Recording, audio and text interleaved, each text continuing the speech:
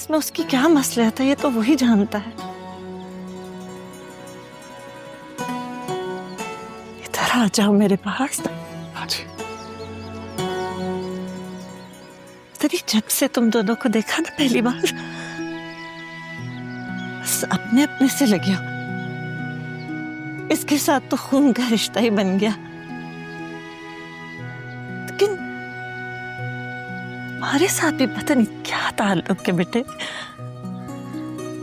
अपने ही लगते हो मुझे। मैं भी थोड़ा अपना ही है, तुसी मैनू अपना पुत्र ही समझो। हाँ, मेरा बेटा मेरे साथ होता तो इतना बड़ा ही होता। वो कितने है? पता नहीं,